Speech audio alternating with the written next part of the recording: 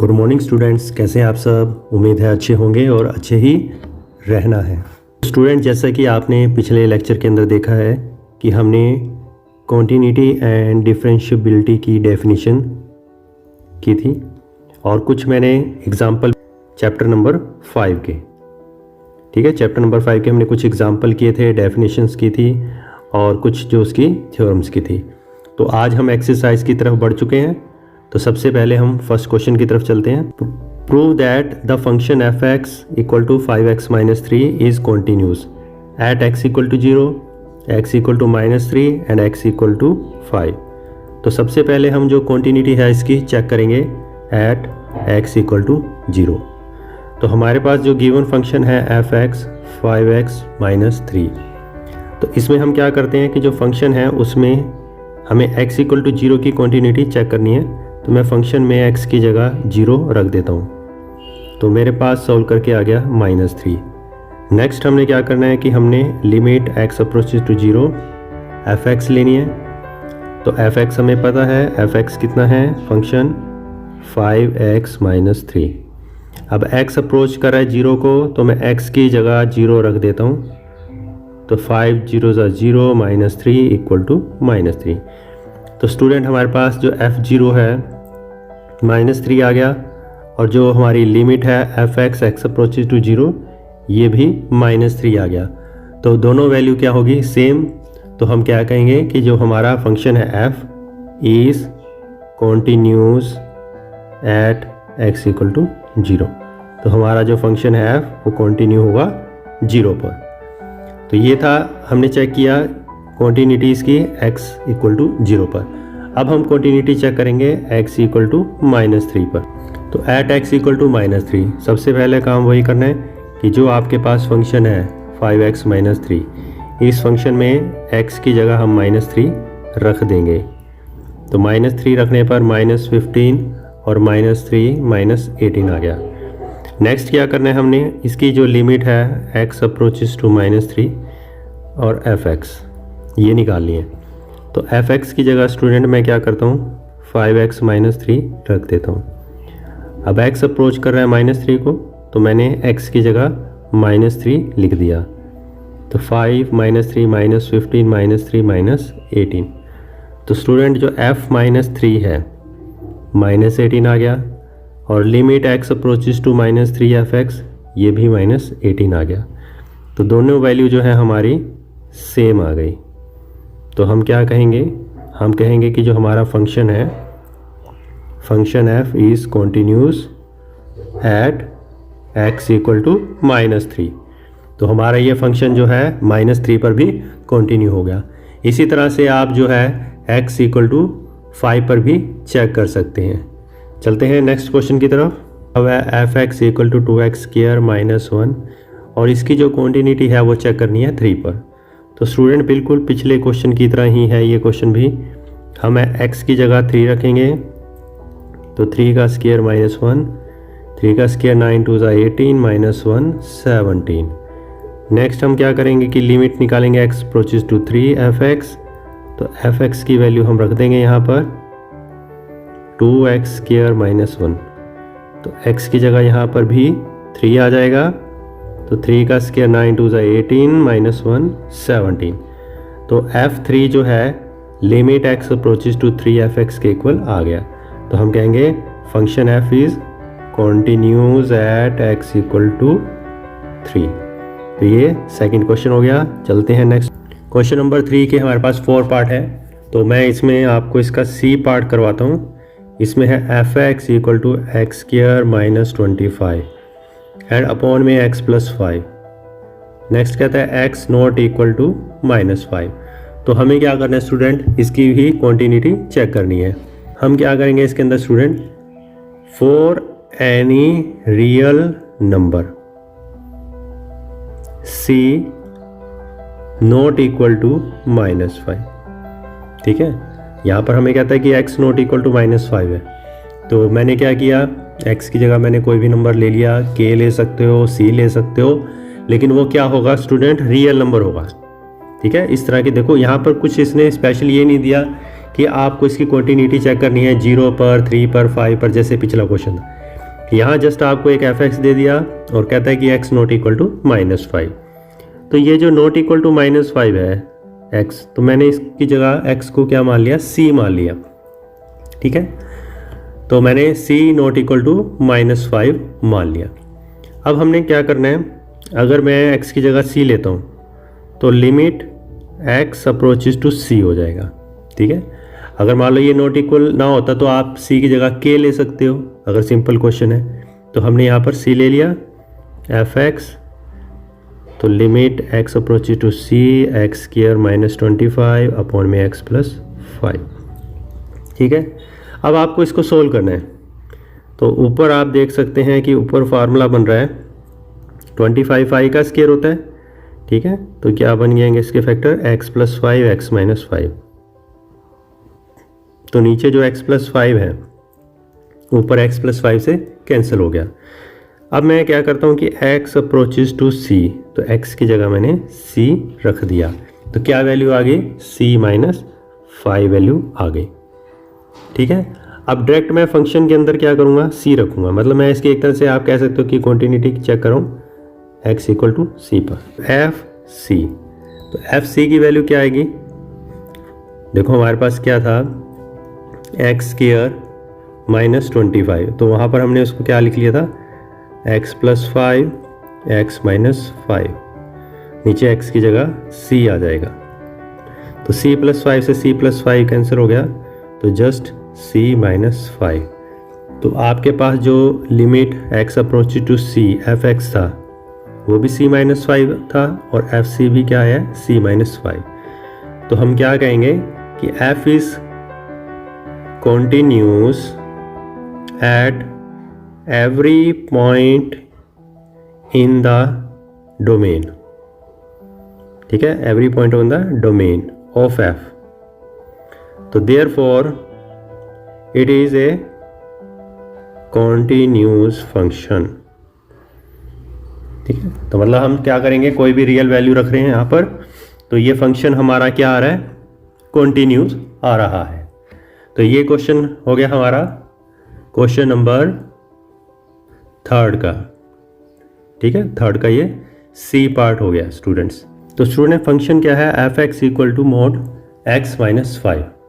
देखें यहाँ पर x माइनस 5 दिया हुआ है हमें, तो अब इस x माइनस 5 में हम क्या कर सकते हैं कि ये नेगेटिव होगा।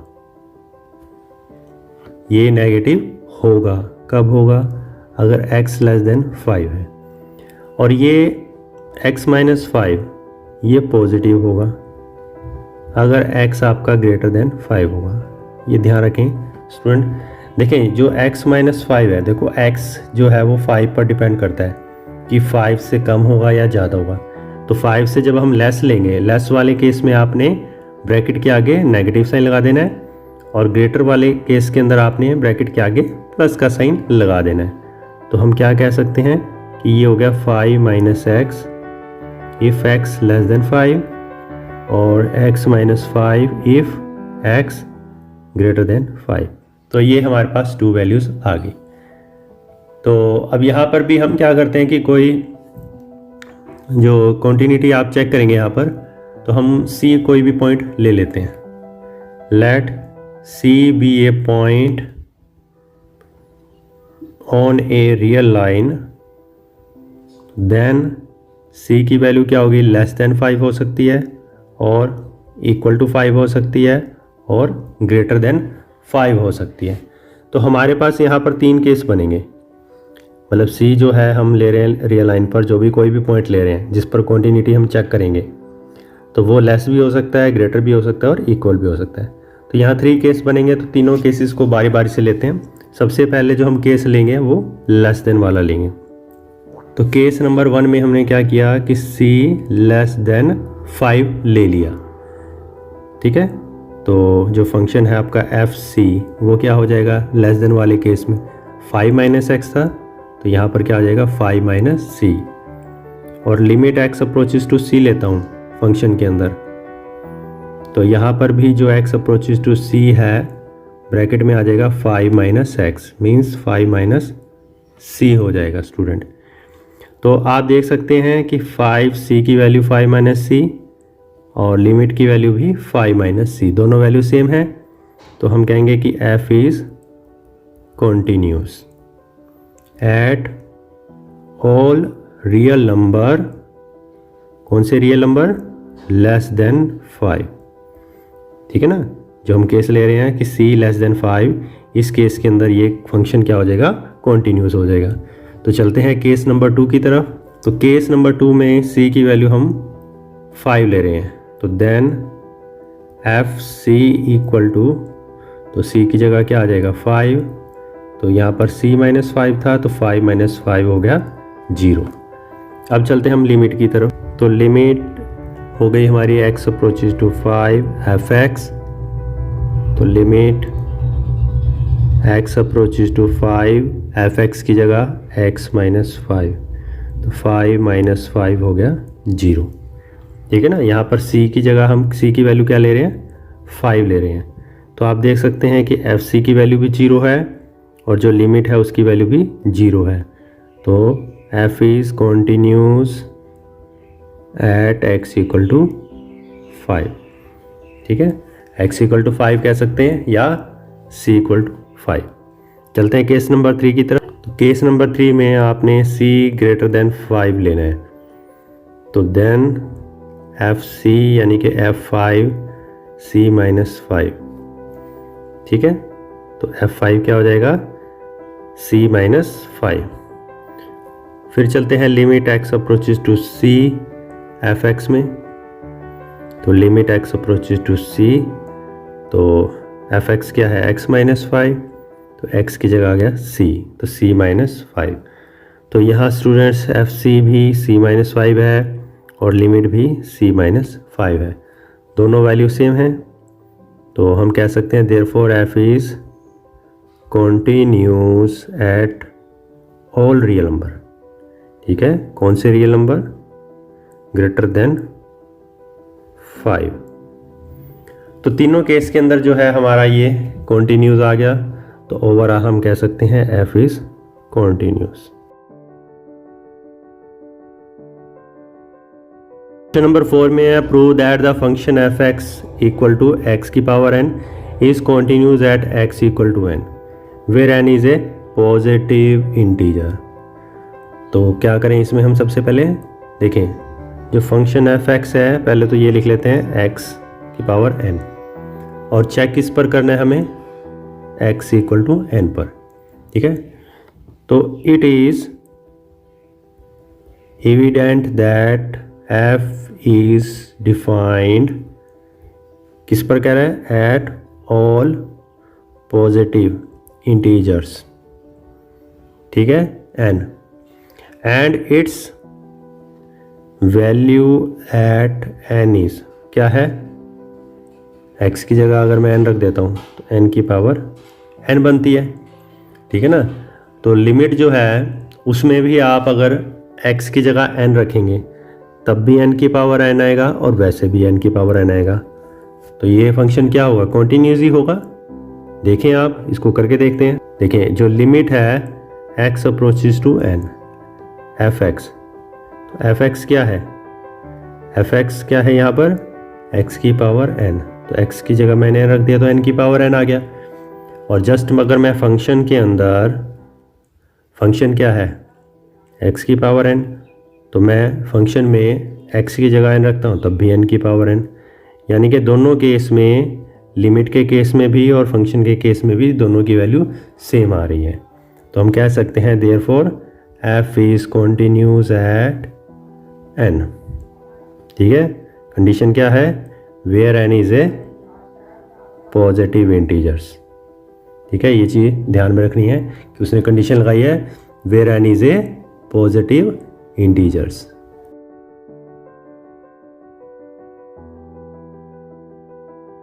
तो स्टूडेंट क्वेश्चन नंबर 7 देखें, बड़ा ही इंटरेस्टिंग क्वेश्चन है।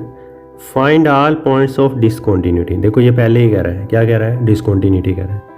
Of f where f is defined by, तो हमें 3 दे रखी है वैल्यू, एक तो x की value less than equal to -3, फिर x लाई कर रहा है 3 और -3 के बीच में, और फिर 3 से बड़ा।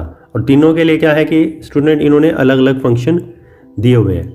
तो मैं क्या करता हूँ कि मैं यहाँ पर इनकी जो है कॉन्टिन्यूटी चेक करता हूँ, ठीक है, इनकी कॉन्टिन्यूटी चेक करता हूँ। तो पहला जो केस रहेगा वो रहेगा लेस देन के लिए। तो मैं क्या करता हूँ कि पहले लिख लेता हूँ let c less than -3 be a point on the real line. तो चलते हैं केस नंबर 1 की तरफ। केस नंबर 1 में इफ़ सी लेस देन -3, तो एफ सी क्या होगा हमारा फंक्शन, सबसे पहले वाला क्या था, x की जगह मैं c रख देता हूँ -c+3। तो यहाँ पर limit x approaches to c f x, तो वो क्या हो जाएगा limit x approaches to c -x+3। तो x की जगह मैंने c रख दिया। तो अब आप देख सकते हैं कि जो एफ सी की वैल्यू है और लिमिट की वैल्यू है, दोनों की वैल्यू क्या होगी -c+3 -c+3। तो हम क्या कहेंगे f is continuous at all point x such that, कौन से पॉइंट पर x लेस देन -3। तो देखो x -3 पर तो ये क्या हो गया कॉन्टिन्यूस हो गया। अब सेकंड केस में चलते हैं हम। तो सेकंड केस में हम क्या करेंगे, जो वैल्यू है वो इक्वल टू -3 लेंगे। तो फंक्शन जो है -3 पर क्या हो जाएगा -3 + 3 यानी कि 3 + 3 6। तो क्योंकि हम यहाँ पर c इक्वल टू -3 है, तो मैं क्या करता हूँ कि एक बार तो मैं इसमें जो वैल्यू है मतलब -3 नेगेटिव यानी कि लेफ्ट हैंड लिमिट लेनी पड़ेगी मुझे। तो लिमिट जो है x approaches to -3 negative f x, तो उस केस में क्या होगा x अप्रोचेज टू 3 नेगेटिव, तो -x+3। तो लिमिट x 3 नेगेटिव है तो ये h अप्रोचेज टू 0 हो जाएगा और x की जगह क्या आ जाएगा -3 + h+3। अब स्टूडेंट h तो 0 है तो -+3 और 3 कितना हो गया 6। तो फंक्शन f -3 6 आ गया। लेफ्ट हैंड लिमिट के लिए क्या करूँगा मैं कि जो x लेस देन -3 वाला केस था तो वो लेके चलूँगा, तो वहाँ पर 6 आ गया। तो राइट हैंड लिमिट, तो राइट हैंड लिमिट के लिए स्टूडेंट क्या होगा लिमिट x अप्रोचेज टू जो -3 है वो पॉजिटिव और एफ एक्स। तो limit x approaches to -3 positive, तो उसके लिए मुझे ये बीच वाला केस लेना पड़ेगा जहाँ पर x -3 से ग्रेटर है। तो उस केस में क्या था फंक्शन -2x। तो यहाँ पर लिमिट h अप्रोचेज टू 0 हो जाएगा, -2x की जगह -3 + h। तो -2h की जगह तो 0 आ गया, तो ये 6। तो हमारी जो राइट हैंड लिमिट है ये भी 6 आ गई। तो left hand limit equal to right hand limit equal to f -3। ये सभी वैल्यू क्या आ गई स्टूडेंट सेम आ गई। तो हम क्या कहेंगे जो हमारा फंक्शन है वो कॉन्टीन्यूस होगा, f इज़ कॉन्टीन्यूस। कॉन्टीन्यूस किस पर होगा -3 पर। तो ये केस ख़त्म हो गया। चलते हैं नेक्स्ट केस की तरफ। जो केस थर्ड है इसमें -3 C3, ठीक है ना, c -3 और 3 के बीच में। तो एफ सी कितना हो गया स्टूडेंट -2c, और जो लिमिट है x approaches to c f x वो क्या है आपका limit x approaches to c, और एफ एक्स क्या होगा यहाँ -2x, तो x की जगह c आ जाएगा। तो स्टूडेंट आपके पास जो लिमिट है वो भी -2c और एफ सी भी -2c आ गया। तो f क्या हो गया कॉन्टीन्यूस, ठीक है ना, किसके -3 और 3 के बीच में। तो इसको हम ऐसे ओपन इंटरवल लगाकर भी लिख सकते हैं। तो केस नंबर 3 हो गया। चलते हैं केस नंबर 4 की तरफ। केस नंबर 4 में अब की बार हमें 3 पर चेक करना है। तो लेफ्ट हैंड लिमिट लेते हैं इसमें, limit x approaches to 3 negative f x. तो x approaches to 3 negative f x क्या है स्टूडेंट -2x। तो मैं इसको चेंज कर देता हूँ h अप्रोच टू 0 में। तो -2x की जगह हो गया 3 - h, तो -2 3 h तो 0 हो गया, तो ये कितना आ गया -6 आ गया। अब राइट हैंड लिमिट के लिए limit x approaches to 3 plus f x, तो एफ एक्स की जो वैल्यू है वो क्या लेंगे यहाँ पर, जो ग्रेटर वाला 6x प्लस 2, तो limit x approach to 3 plus, तो x की जगह अब क्या आ जाएगा h0, limit h approach to 0, तो ब्रैकेट में क्या आ जाएगा यहाँ पर 6x की जगह 3 प्लस h प्लस 2, तो 6 3 2, क्योंकि h की जगह तो 0 हो गया, तो 6 3 18 और 2 20। तो आप देख सकते हैं कि ये left hand limit not equal to right hand limit, तो x इक्वल टू 3, यहाँ पर ये क्या हो गया डिसकंटिन्यू हो गया। अब लास्ट केस जो है ग्रेटर देन 3 के लिए चलते हैं, केस नंबर 5। अब की बार c जो है ग्रेटर देन 3, तो मैं सबसे पहले तो c रखता हूँ, तो ग्रेटर वाले केस में क्या होगा 6x प्लस 2, x की जगह c, तो 6c प्लस 2 आ गया। अब लिमिट में चलते हैं, तो लिमिट में x approaches to c 6x plus 2, तो स्टूडेंट x की जगह c आ गया। तो आप देख सकते हैं fc की वैल्यू 6c प्लस 2 और लिमिट की वैल्यू भी 6c प्लस 2, तो ये फंक्शन क्या हो गया स्टूडेंट, दोनों वैल्यू सेम है, तो क्या होगा ये कॉन्टिन्यूस। तो डिसकंटिन्यू किसके ऊपर हुआ, जब हमारी x की वैल्यू क्या थी ग्रेटर देन 3, जब x की वैल्यू ग्रेटर देन 3 थी उस केस में ये क्या हो गया डिसकंटिन्यू हो गया। तो आपने ये चीज़ ध्यान में रखनी है कि जहाँ पर जो केस नंबर जैसे कि हमने 1 किया था, ठीक है, 1 के अंदर जैसे लेस देन इक्वल टू -3 था, तो हमने उस केस के अंदर सीधा लिमिट ली, ठीक है, और लिमिट लेने के बाद हमने फंक्शन में वैल्यू रखी और दोनों सेम आ गई। और जब 3 और -3 की बारी आई तो वहाँ पर हमें लेफ्ट हैंड लिमिट भी निकालनी पड़ी और राइट हैंड लिमिट भी निकालनी पड़ी, लेकिन 3 एक ऐसा केस था जिसके अंदर दोनों वैल्यू सेम नहीं थी, तो वो डिसकंटिन्यू हो गया। तो स्टूडेंट आज हमने एक्सरसाइज 5.1 के पहले 7 क्वेश्चन किए हैं और सातों ही क्वेश्चन बड़े इंटरेस्टिंग थे और आपको मज़ा भी आया होगा वीडियो के अंदर और समझ भी आया होगा। तो समझ में आया है तो वीडियो को शेयर करना मत भूलें। जय माता दी।